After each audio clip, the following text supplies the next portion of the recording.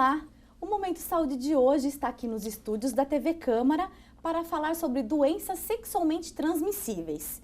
E está aqui comigo o doutor médico infectologista, Dr. Rogério de Jesus Pedro. Dr. Rogério, muito obrigada pela presença aqui nos nossos estúdios. Um prazer tê-lo aqui. Muito obrigado. Doutor, para a gente situar quem nos assiste, vamos falar um pouquinho o que são as DSTs, né? Que é a sigla aí para doença sexualmente transmissível. Isso. O nome praticamente já identifica essas doenças, né? São doenças transmitidas através das relações sexuais. Bem, são várias, são muitas doenças que se agrupam nesse contexto todo. Umas que dão lesões ulceradas nos genitais femininos ou masculinos, outras que dão corrimento uretral, outras que dão verrugas genitais. Elas são agrupadas e constituem um grupo de doenças grande que são catalogadas como doenças de transmissão sexual. E, doutor, tem algumas principais que você pode apontar para a gente, que são as mais comuns, que atingem a maioria da população? Então, considerando por esses grupos, as que causam úlceras, feridas nos genitais. A sífilis, que dá uma ferida muito característica, o cancro mole, que também é chamado de cancroide, tem o herpes simples, que também dá lesões ulceradas nos genitais, tanto femininos como masculinos, o condiloma, que é uma infecção causada por vírus, pelo HPV, que é um vírus que talvez seja a doença sexualmente mais comum, e as uretrites, aí já dá corrimento, que são lesões causadas por gonococo, por clamídia, que são as manifestações genitais dessas doenças. Essas doenças também dão manifestações extragenitais. E existem algumas que se expressam, que são de transmissão sexual, mas não se expressam tanto nos genitais. Por exemplo, as hepatites. A hepatite B é uma doença de transmissão sexual e não tem nada a ver com lesões genitais. Ela se expressa através de uma doença que causa icterícia, que dá lesão hepática, como todos nós sabemos. Mas a maneira mais importante de transmissão é a via sexual. Doutor, já que você citou o HPV, fala um pouquinho pra gente sobre ele, assim meio... eu sei que é um pouco complexo falar sobre o HPV até, mas fala um pouquinho, já que o doutor citou, fala dele pra gente. Então, o HPV causa as verrugas genitais, mas esses vírus, eles se dividem em grupos, são muitos vírus, tem centenas de vírus nesse grupo. Vírus diferentes, sorotipos diferentes de vírus. E que cada um deles causa alguma coisa diferente também. Geralmente eles causam lesões verrucosas nos genitais, mas eles também podem causar câncer nos genitais, tanto masculinos como femininos. Então esses vírus constituem as doenças de transmissão sexual mais frequentes. E contra eles a gente tem muito pouca coisa, poucas armas para a gente combater essas doenças. O HPV em si. O HPV em si. Atualmente nós temos algumas vacinas que estão surgindo agora. Na verdade, é uma vacina que tem uma tetravalente contra 4 sorotipos e tem uma outra contra 2 sorotipos. Na verdade, a gente não procura, basicamente, interromper a questão da transmissão sexual, mas a gente procura fazer a profilaxia do câncer, que esses vírus são oncogênicos e podem trazer câncer nos genitais femininos e masculinos. HPV é a principal causa de câncer A principal causa de câncer do colo do útero das mulheres e uma importante causa de câncer também nos genitais masculinos, algumas doenças na cavidade oral, na região do períneo, no reto, são vírus oncogênicos que causam lesões, tumores nessas regiões. São importantíssimos causadores de patologia nessas áreas. E, doutor, voltando para as DSTs, essas mais comuns, ela é uma doença sexualmente transmissível, né? Mas tem algumas outras formas de se pegar essa DST? Porque se fala muito, né? De assento de privada, de toalhas. Como que é? Tem muita dúvida a respeito disso. Tem, mas essas doenças são preferentemente transmitidas através das relações sexuais. É a maneira comum de transmissão dessas doenças. Então, isso se faz através do contato das mucosas, do indivíduo doente com a pessoa sadia, e a transmissão ocorre nesse momento. Essas são as maneiras clássicas. Essa é a maneira habitual de transmissão, as outras maneiras são maneiras de exceção. De exceção. Quer dizer, Mas acontece pode, eventualmente. tá, mas pode acontecer. E aí seria onde? Então, tem isso mesmo? Assento de privada?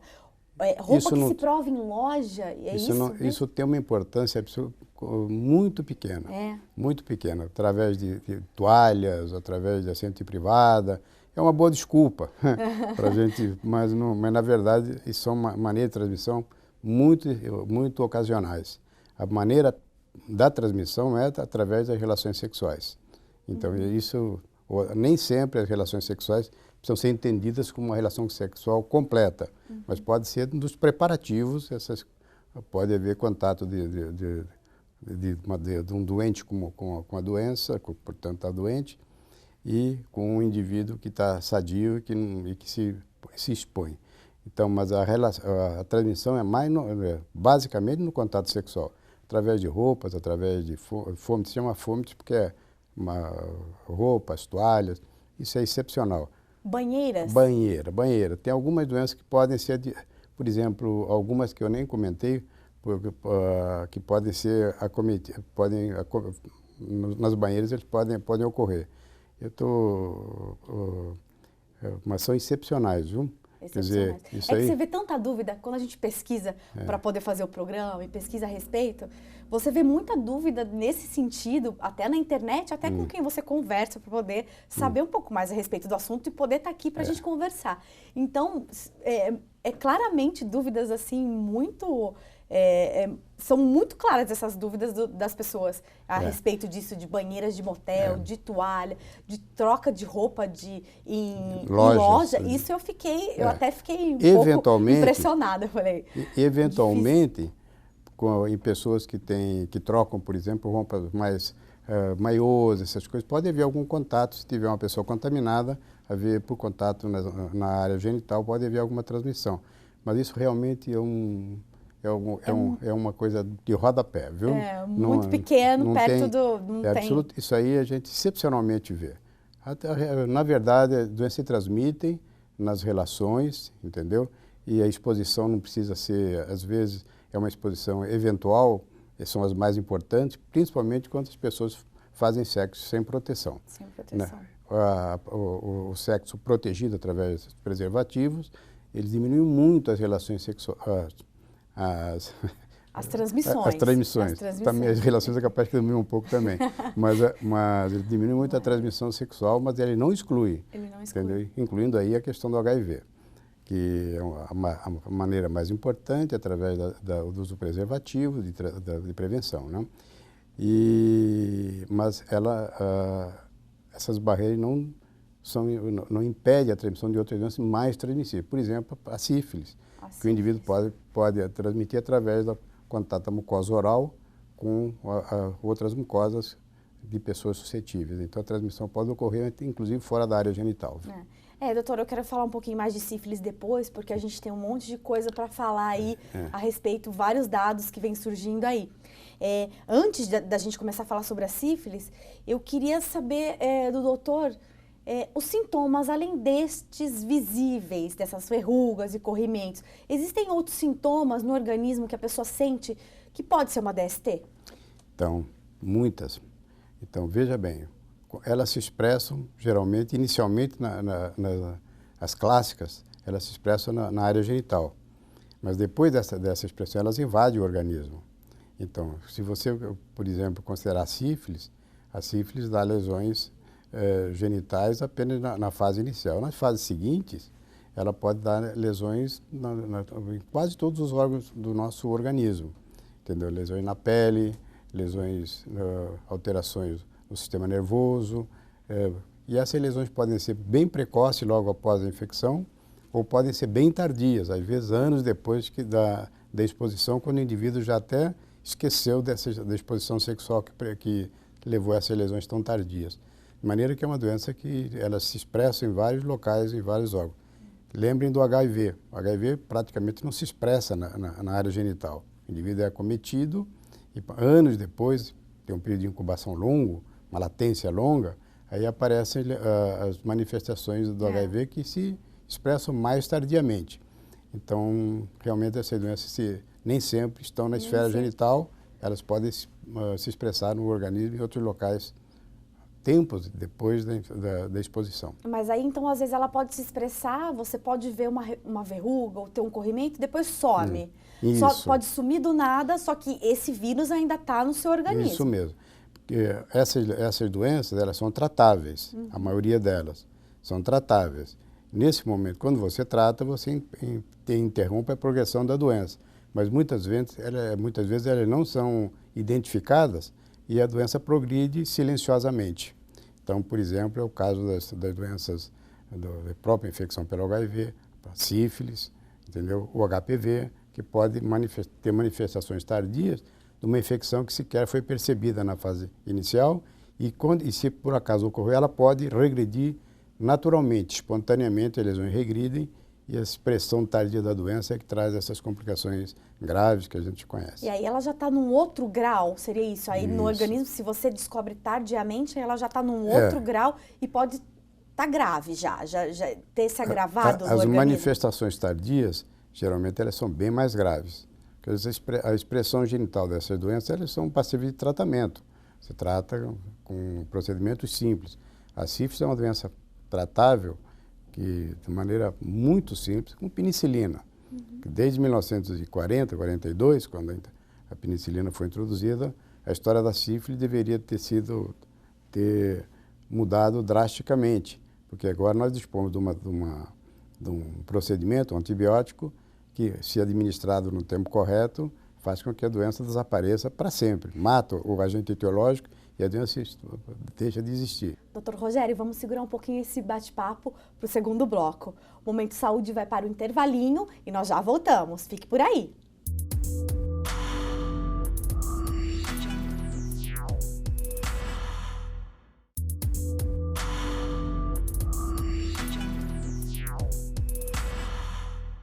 Estamos de volta com o Momento Saúde de hoje, falando sobre doenças sexualmente transmissíveis. E está aqui comigo o médico infectologista, Dr. Rogério de Jesus Pedro. Dr. Rogério, o Brasil assinou, assim como tantos outros países, um acordo com a OMS, né, de erradicação da sífilis congênita. E até 2015, na realidade, até esse ano. Isso mesmo. O doutor acha que o Brasil consegue erradicar essa doença Não. que tem sido tão falada e a gente vê claramente nos noticiários que vem aumentando só o número? Claramente o Brasil não vai atingir essa meta. Eu acho que, inclusive, não trabalhou nesse sentido. Por exemplo, nós hoje temos dificuldades até com o sistema público, tem dificuldade até para o tratamento da sífilis comum, com o uso da penicilina benzatina, que recentemente está em falta no mercado. Desapareceu não é só no Brasil, né, doutor? Parece que é fora também, não é? É mais no nosso país. Mais no nosso país. Então, aquela praticamente desapareceu. A gente receita para tratamento da sífilis, que é a droga essencial, e ela não está disponível. E sem a penicilina disponibilizada, claro que essas metas não vão ser atingidas, elas vão ser comprometidas. É o melhor antibiótico, né? É o antibiótico adequado. Adequado. Tá. A penicilina e pronto. Isso é um remédio barato, entendeu? Já de utilização já largamente difundida, do conhecimento, também, do conhecimento dos médicos. Na rede municipal. Entendeu? Mas, de repente, os médicos prescrevem corretamente e não há disponibilidade nas farmácias e não há nem na rede pública. Isso certamente compromete a meta que foi estabelecida de erradicação da sífilis para 2015, a sífilis congênita. Então, quer dizer, a meta que não vai ser atingida, aliás, ninguém trabalhou no sentido de que fosse atingida. Na divulgação, nas recomendações, isso aí tem que ter campanha de esclarecimento e disponibilidade de recursos para que isso possa ser feito. Então, doutor, além disso, o doutor acha que esse aumento de sífilis que vem tendo, além da falta, é óbvio que vai contribuir, né, para as pessoas não se curam, consequentemente elas podem transmitir para outras pessoas, porque não tem um remédio adequado. Além disso, o doutor acredita numa falta de educação, de informação a respeito de sífilis ou de DST no geral? Isso é a base de tudo. Aí tem que ter uma política de educação das doenças sexualmente transmissíveis. Nós temos condições muito desfavoráveis aqui. Por exemplo, a questão das drogas, do uso de drogas, do crack, isso aí, a difusão dessas doenças é absoluta, viu? Isso aí não tem a menor contenção, porque o pessoal troca sexo por droga. Exatamente. Claro que é só sexo sem proteção, sexo ocasional, evidentemente as doenças de transmissão sexual proliferam amplamente, especialmente a sífilis e especialmente a infecção pelo HIV. Então, isto é um panorama novo que está cada dia mais importante no nosso país. Claramente isso vai ter um impacto negativo nessas metas que foram planejadas. Nós vivemos hoje com uma recrudescência da sífilis. Nós temos casos, a sífilis tinha o perfil de evolução, depois da descoberta da penicilina, a gente imaginava que a sífilis fosse decair a níveis de controle. Isso não aconteceu, não só no Brasil, mas no mundo. A partir da década de 80, quando surgiu a infecção pelo HIV, essas doenças todas aumentaram de frequência. O HIV começou aí e a sífilis, que paralelamente também foi se tornando uma doença mais frequente do que era previsível que fosse acontecer.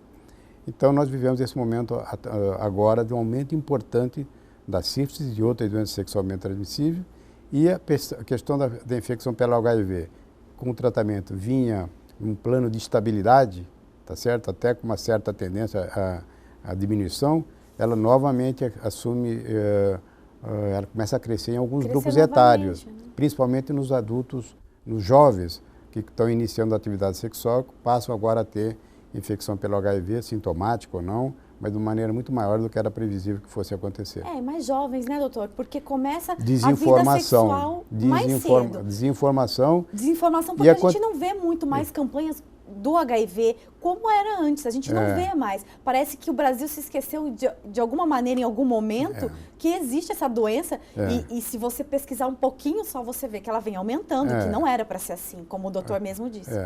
A questão aí é simples. Claro que as campanhas educativas do governo, elas continuam, mas elas vêm em soluços. Tem no Dia Mundial de Combate à AIDS, aí fala-se uma semana, algum tempo, mas elas têm que ser contínuas.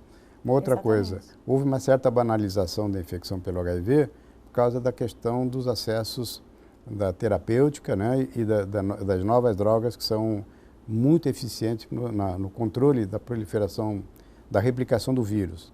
Entendeu? Então, o Brasil hoje faz o tratamento universal de todos os indivíduos infectados com drogas antirretrovirais. Antigamente tinha critérios para a introdução dos medicamentos. Agora não, o indivíduo está diagnosticado, ele passa a tratar mesmo que ele esteja numa fase onde ele não tem ainda imunodeficiência, que ela vem mais tardiamente, com a intenção de, com o tratamento, a replicação viral deixa de ocorrer e também não há a transmissão. O sujeito deixa de transmitir, pelo menos não transmite com a mesma intensidade daqueles que têm carga viral alta, porque estão fora dos contextos do tratamento. Isso faz com que o indivíduo, com as pessoas que passassem a ter menos medo da questão da transmissão da infecção pelo HIV, e o HIV passou a proliferar de uma maneira mais ampliada. Quer dizer, aí falta um pouco mais das campanhas serem um pouco mais intensas e voltadas para o público mais vulnerável, que são geralmente as pessoas mais jovens. Mais jovens. Os usuários de drogas são muito dificilmente atingidos, porque eles, de certa maneira, se marginalizam na prevenção. Eles estão marginalizados pela própria utilização de drogas, especialmente aqueles que usam drogas mais pesadas. E, doutor, os jovens, como começam a atividade sexual mais cedo, o doutor acredita que esses jovens também acreditam que isso não chegue até eles? Existe também a falta de informação, a falta de busca de informação também por parte deles? Esse grupo está aumentando pelas razões a razão mais importante é a desinformação e a utilização de drogas nos usuários de drogas, que trocam sexo por droga. E isso faz com que a doença, nenhum mecanismo aí de prevenção seja utilizado. É um momento crítico, porque nós vivemos uma pandemia aqui de crack no nosso país. Isso aqui é uma epidemia.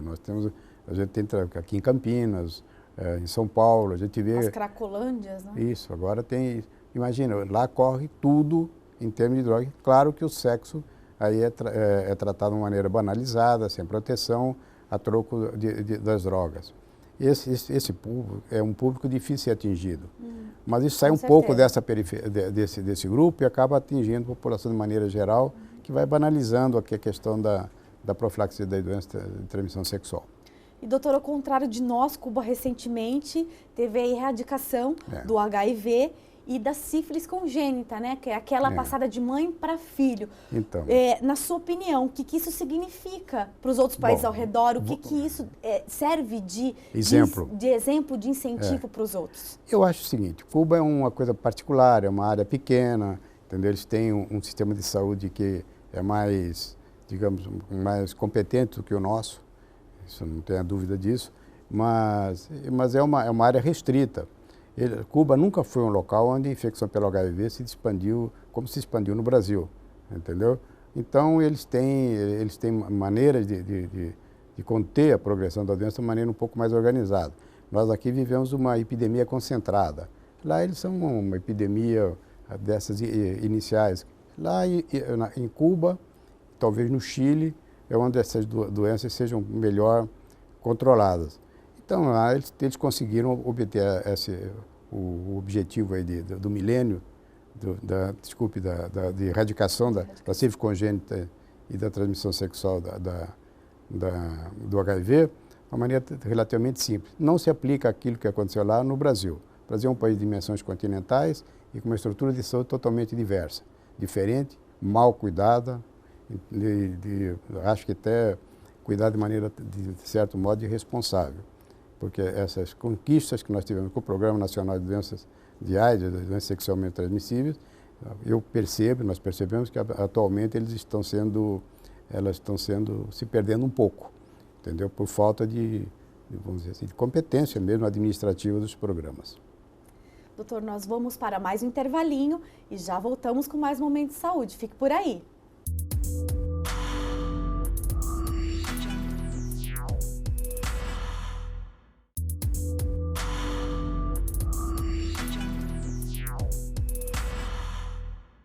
Estamos de volta com o Momento Saúde para o último bloco, falando hoje sobre doenças sexualmente transmissíveis. Está aqui comigo o médico infectologista, Dr. Rogério de Jesus Pedro. Dr. Rogério, houve um aumento de casos, segundo dados, de 600%, acho que é uma porcentagem muito grande aí, de 2008 até 2013, no estado de São Paulo. É isso mesmo, doutor? Vê esse aumento de sífilis, nos casos de sífilis no geral, o senhor pode apontar isso mesmo? Vem vindo uma crescente? O que a gente sente na atividade prática? Quer dizer, essa constatação numérica, 600%, eu nem tinha esse dado, essa informação, mas o que é que a gente vê na prática? A gente vê na prática que a sífilis está aumentando largamente. Na atividade diária dos médicos que atendem doenças infecciosas, a sífilis passou a ser uma rotina muito maior, com muito maior número de casos que era anteriormente. Isso é visível nos hospitais, as complicações neurológicas, por exemplo, da sífilis a gente interna mais, e as lesões, e a sífilis é uma doença diagnosticada com muito mais frequência. O que tem aí que a gente precisa considerar? É que esse número que está colocado aí são o número de casos relatados, ou casos notificados. A sífilis é uma doença de notificação obrigatória, mas os números não são reais. Os números verdadeiros são muito maiores que esses. Porque então é mais assustador ainda do que 600%. Esses números são números que talvez das unidades públicas de atendimento, mesmo assim, tudo subnotificado. As clínicas privadas, elas não notificam os diagnósticos de doença porque ele não está na rotina dessas clínicas fazerem esse procedimento. Então, esses números eles são subnotificados. O número real é muito maior. Essas doenças são doenças que as pessoas negam, eles não gostam da divulgação da informação, a doença que, de certa maneira, causa um certo constrangimento nas pessoas que são acometidas, e a notificação está sempre muito menor do que os fatos reais. Na realidade, é muito maior que isso. Doutor, vamos reforçar, a gente já falou no primeiro bloco, sintomas da sífilis, então. Vamos se ater à sífilis agora. A sífilis é uma doença já que a gente conhece há muito tempo. E só para você ter colocar uma informação da história da sífilis, a sífilis ela começou na Europa na época do descobrimento. Quer dizer, isso foi 1500. Então, até então a sífilis não era conhecida no continente europeu. E eles acham que a sífilis veio com as descobertas e falam que foi a questão do Colombo que levou, na descoberta da América, que acabou introduzindo a sífilis na Europa. Não sei se isso é verdade, porque a história não pode ser conclusiva nessa relação, mas é claro que nesse tempo começaram os casos, porque houve também na Europa uma urbanização muito grande. Talvez a urbanização da Europa, o pessoal vindo da área rural para as cidades, tenha trazido com isso a sífilis que estavam em casos esparsos, passou a se concentrar muito e assumiu uma característica de uma epidemia. Ou então a questão da América, que aí provavelmente pode ter um papel importante. Mas de qualquer maneira, 1500, nós estamos em 2000 e lá vai fumar, 2015, entendeu? A penicilina já tem 72 ou 73 anos de descoberta. Não era para a gente ter, nós temos hoje meios de combater a sífilis de maneira muito competente. Barata e eficaz. Né? Então aquela tragédia que foi durante todo o tempo a evolução da sífilis, durante algumas centenas de anos aí, tá certo? Nós temos agora a condição até de erradicar a doença se houvessem programas competentes. Então nós estamos vivendo um momento que a gente não está entendendo porque é que a doença está progredindo tanto, com tantos recursos agora disponíveis. E a gente conhece a história da sífilis e conhece também a evolução. Ela evolui por períodos.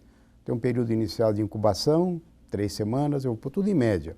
Depois tem um período de sífilis primária, com as lesões genitais, geralmente é um cancro, uma ferida nos genitais. Basicamente feridas nos genitais, para quem quer identificar, para quem que apareceu uma ferida no genital não é natural. Não é natural. Você tem de fazer o diagnóstico. Elas são características, os médicos reconhecem fácil.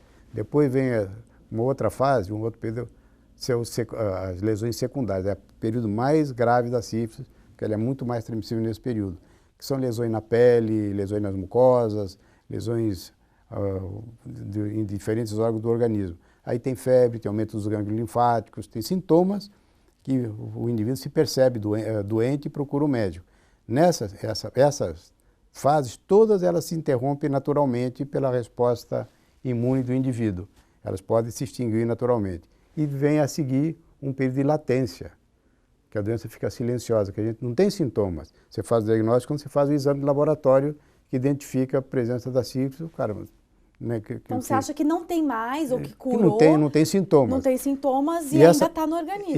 Está no organismo. E essa latência, ela tem períodos que também uma latência pode durar anos. Tem uma latência precoce, que dura geralmente 1 ano. Ainda pode ter algumas expressões, de repente, uma recrudescência sintomática. E a transmissão da doença ocorre principalmente nessas fases.